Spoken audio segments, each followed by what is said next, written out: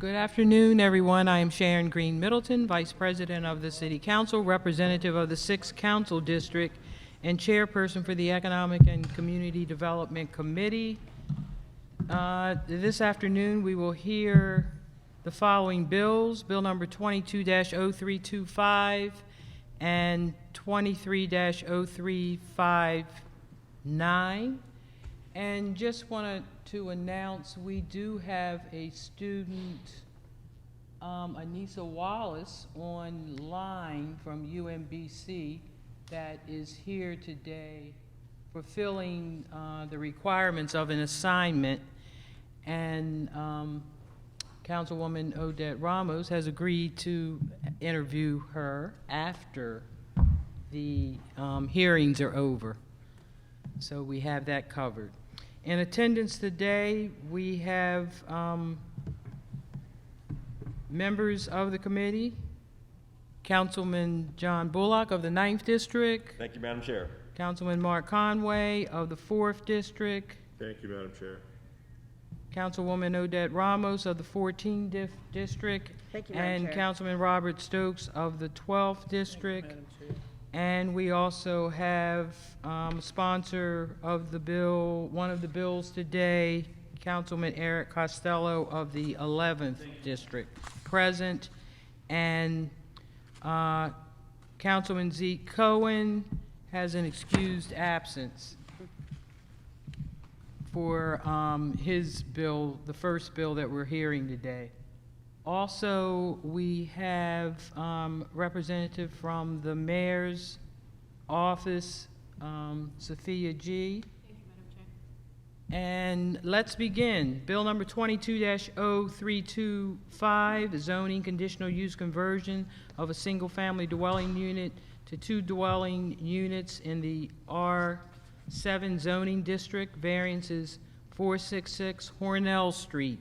For the purpose of permitting, subject to certain conditions, the conversion of a single-family dwelling unit to 2 dwelling units in the R7 zoning district on the property known as 466 Hornell Street, Block 6345, Lot 023, as outlined in red on the accompanying plat, and granting variances from certain bulk regulations, lot area size, and off-street parking requirements. This bill was introduced on December 5th, 2022. The bill sponsor is Councilman Cohen. And we'll start with agency reports. And we'll start with the agency representatives and the law department. Good afternoon, Madam Chair. Michelle Toth on behalf of the Law Department. We are approving the bill for form and legal sufficiency, but there's a variance between the Planning Commission report on the lot area size, and there's also a requirement for minimum ground floor space or something like that.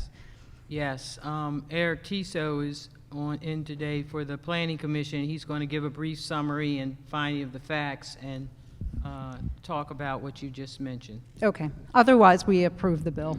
Thank you for your favorable report.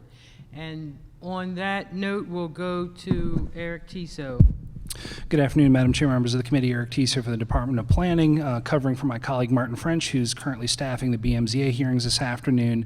This bill was reviewed by the Planning Commission in their meeting of March 2nd, and this conversion did have incorporated into the bill drafting the required variances for the lot area requirement, that's the flat space of the property, as well as the parking variance.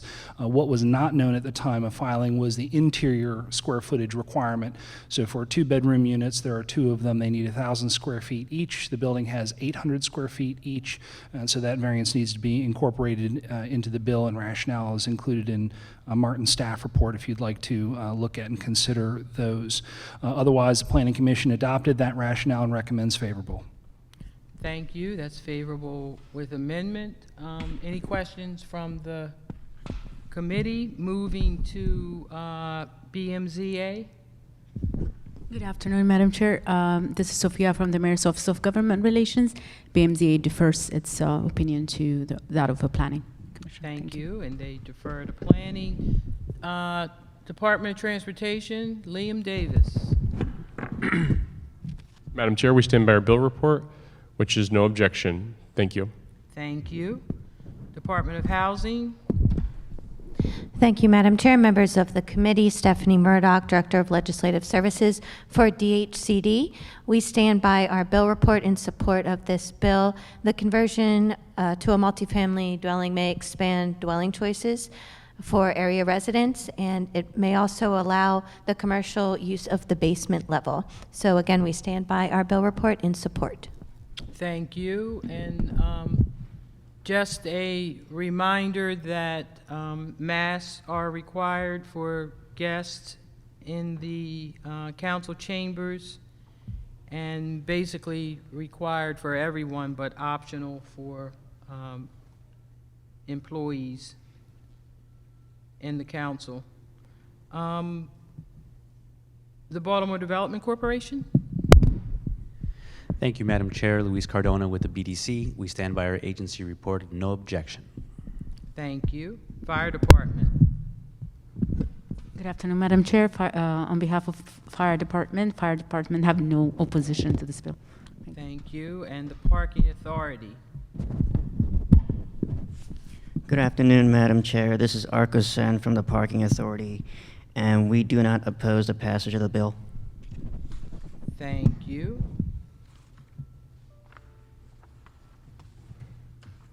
Now we're checking to see if we have any public testimony.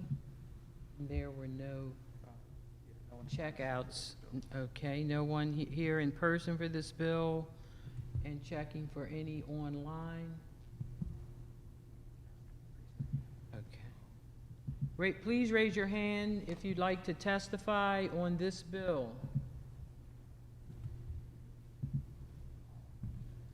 And we have one call-in user.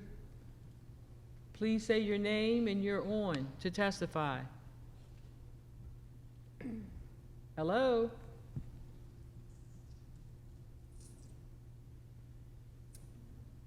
We have a hand raised. Did you want to testify?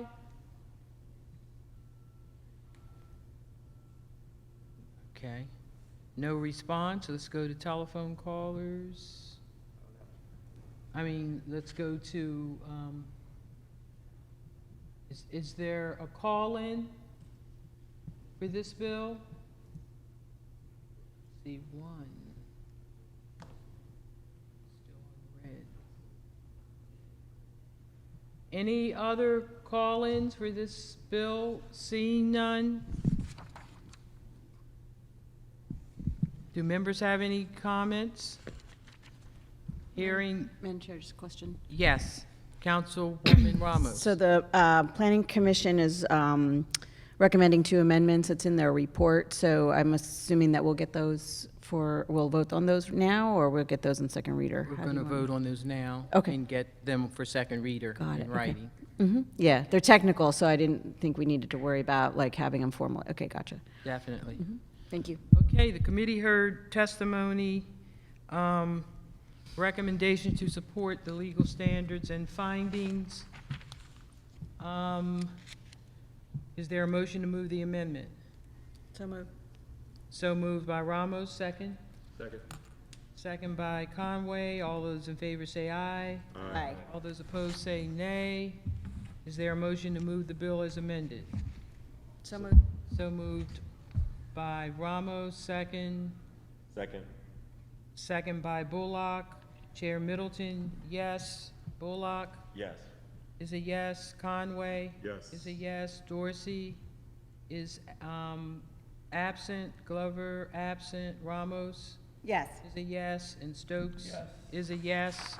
This bill will move to second reader as amended at the next council meeting with the zoning variances in writing.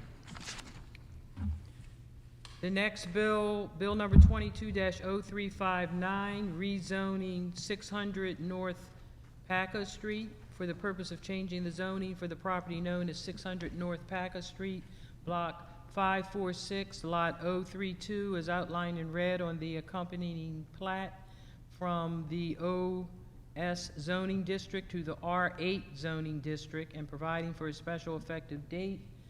This bill was introduced on February 27th, 2023, and this bill was sponsored by Councilmember Costello. Councilmember, would you like to comment about the bill?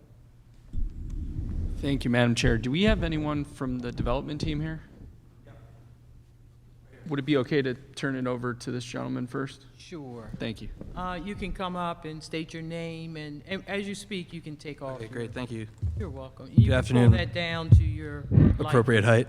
Hi. Thanks. Hi, my name's Chase Hoffberger. I work with Al Berry and AB Associates. We've been hired to help kind of navigate this process for this rezoning. The project at hand is, I don't know if the address is recognizable, but it's the site of the Sulpicians Church and Convent, and that group, the Regional Sulpicians Chamber has determined that they'd like to introduce a new program as part of, it's sort of like an introductory program for those considering a life in the seminary. So it's kind of like a test to see how you like that lifestyle, where you would go and live for a year under the conditions that you would if you were training to be a priest. And so the reason why they want to put it on this site is because this is the first site in America for the Sulpician order. And so there's a whole lot of history on this site, obviously.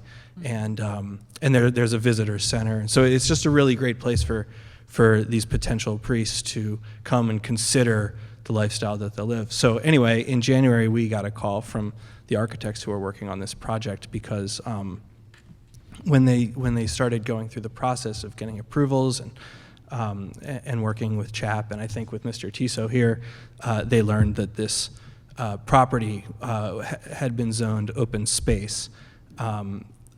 Obviously, it's not an open space property. There are 6 or 7 buildings on the property, and as Mr. Tiso will probably speak to in a little bit, it was deemed at the Planning Commission meeting to have been a mistake in the Transform Baltimore process. And so what we're hoping to do is to get it rezoned into R8, which is the zoning district in the area, so that we can build a sort of a 16-room dorm on the southeastern corner of the property.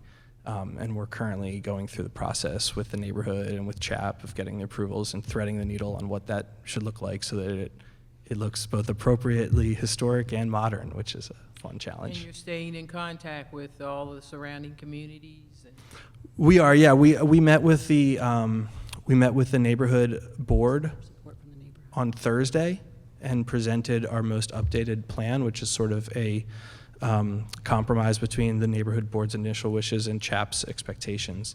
And the board in Seton Hill is deliberating this evening, actually, on that proposal. We're going to speak with them tomorrow, and then an associate at the architecture firm is currently putting together a flyer that we will disseminate to every house in the area, in the neighborhood. So I think it's like 200 houses or something, with a QR code. The QR, you'd access through the QR code a PDF presentation of what the plans will be, and we'll have a portal for submitting feedback and everything like that. And you said this is one of a kind in the country, this idea? I don't know if it's the only one in the country, but because this is the first site where the Sulpicians arrived in America, they arrived in Baltimore and they set up on Paca Street. And so I can't speak to how many different dormitories are being built in America, but certainly they wanted to have one here. Okay. Any further questions to this gentleman? Madam Chair, my expectation is that there, let me rephrase that. My projection is that there will be support from the Seton Hill Association. That's why I felt comfortable with not asking for a delay on this. Okay. Please have Mr. Berry circle back after that meeting on Thursday to make sure that we do have full community support. I know a member of the Seton Hill Association is on the board of Sulpicians. I serve on that board. full disclosure. That's a community board similar to how I serve on the Downtown Partnership or Waterfront Partnership. So I am an uncompensated member of that board. So I just want to put that out as full disclosure, but do not believe that I have a conflict in the matter. But anyway, if you could please make sure that Mr. Barry follows up with me. Yeah, we'll get in touch with you for sure afterwards. I want to make sure that we have that written support from the Seton Hill Association prior to moving forward with the bill, should it pass today on second reader and going through the process. But there is multiple members of the Seton Hill Association board which are on the Board of the Sulpicians. That site has been there for, gosh, I'm going to say 160 years, if I'm not mistaken. The church itself, the Sulpicians? Yeah. Since 1791. Okay. So that's 232 years. I should know that. Shame on me as a board member for not knowing that. But they are incredibly integrated within the Seton Hill community. Really just incredible community partners. Seton Hill Association has their bi-monthly meetings there and has had them there for at least the 8.5 years I've been on the council. Thank you. And it would be good to have that written Madam Chair, I see, testimony. I see in the bill file a letter of support already from the Seton Hill Association dated in February. Okay. So maybe they're just going to be approving the plan or something like that. Well, perhaps I'd want to look at that. So this is actually the second proposal that we brought to them. The first one we know that they did not like, and so we had arranged to go before CHAP, and we canceled that so that we could consider some other alternatives that they might like more. So what we presented on Thursday was a new model, and they were much happier with it. So I would be eager. We definitely want an update of, for sure. Yeah, of approval for our file. Yeah, exactly. So we'll make sure that happens. And Yeah, this is dated February. okay, right. That would be what that is, right? Just to note too, on top of what Councilman Costello was saying, that the property itself and the Sulpician order right now on the property, there's not much activity going on. You know, the visitor center's kind of dried up. We were learning from the person who runs the facilities there that there's not many people coming and visiting the place. They don't hold services there. So getting 14 new people kind of walking the grounds and adding a little life to the property would be a good thing, we think. Chair, one Yes. other interesting note of history I'd add that Mother Mary Lang, who is probably familiar to many of us, I know Yeah. certainly Councilman Bullock and I spent a great deal of time at this site working and serving. Okay. Thank you. Thank you for Thank you for your time. Testimony. And I guess I'll go ahead. Eric, is there anything you'd like to add to what was just discussed? Certainly. So we're here for the rezoning part. This kind of bled over a little bit into future development, which is what kind of triggered the realization that there was a zoning concern.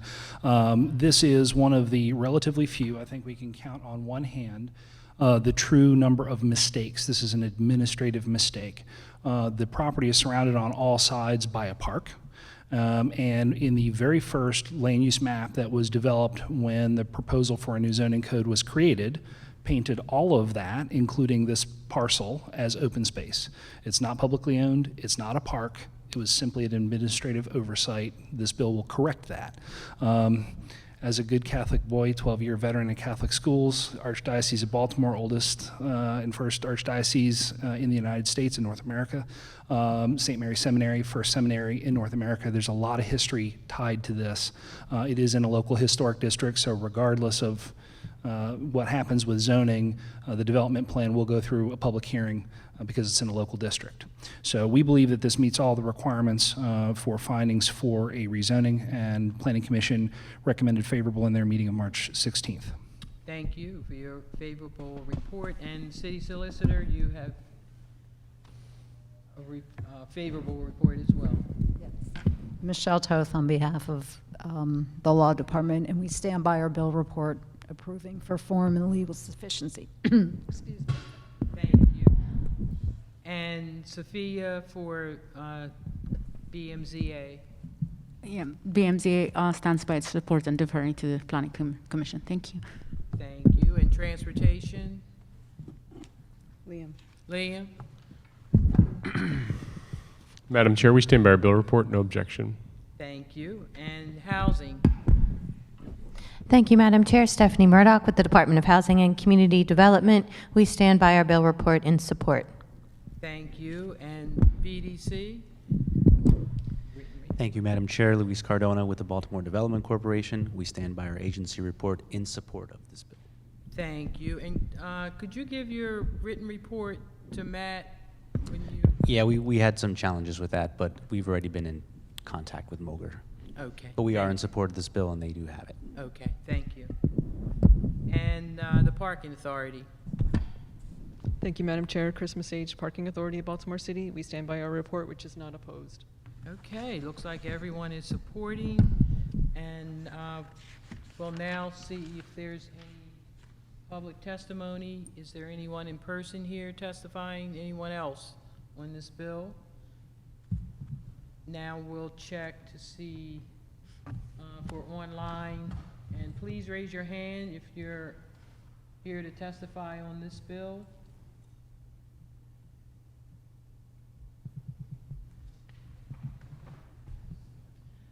Okay, so there's no hands raised, and now we'll check for telephone callers, and there are no callers, and